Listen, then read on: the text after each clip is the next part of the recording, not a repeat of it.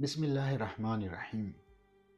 در قرآن هفت طبقه جهنم را، هفت طبقه عذاب را برای انسان ها بیان کرده که پناه میخواهیم از این عذابهای الهی که واقعا بسیار خطرناک.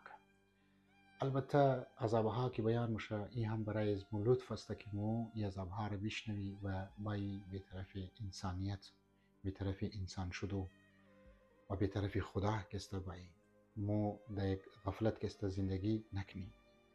طبقه هفتم از هفتم که است مو شروع منی که در جهنم هسته، این مگه جهیم منی اصطلاح قرآن.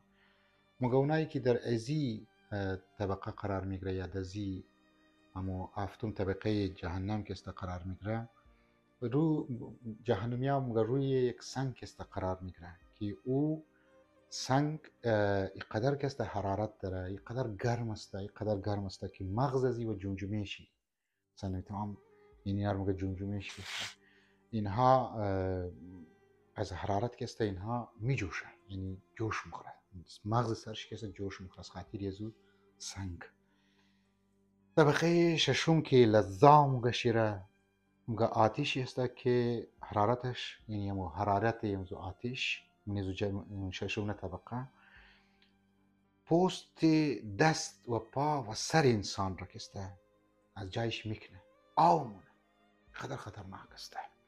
طبقه پنجم سقر مگشیره یا سقر مگشیره که 19 فرشته مأمور است، 19 فرشته زمیداری سون پاو شده شیر که وقتی که کدی آتیش میزنه، یعنی کد گرز آتیشی مگی یا کد آتیش میزنه می گناهکار را می جهنمی را هیچ چیز باقی نمونه، یعنی آو شه انسان از بین موره، خاکستر کسته باشه. این طبقه پنجم. طبقه چهارم حتما مگه خیال مشیره مگه آتیش که است با شعله هایشی، یعنی شعله های آتیش به ارتفاع یک بیلدینگ که است، یک کاخ بسیار بلند که است که هر کسی که وارد از این کاخ شونه که آتیشی بسیار لنبا داره مگه مانند سرمه ولی سیاه میشه، مانند سرمه ولی سیاه میشه. این طبقه چهارم جهنم است. طبقه سوم حاویه مگه که یک نگهبان جهنم داره، یک چوکیداری از جهنم هست که اونها را یک آوی داده، مانند یک واتر یا آو داده اونها را که جهنمی ها را این آو را کسته میده که این آو قدر خطرناک است که پوست چی و صورت چی از خاطر حرارت یزو چیزه که است مو آو که گرمه جدا میشه از بدن انسان. این طبقه سوم. طبقه دوم از سعیر مگشیره.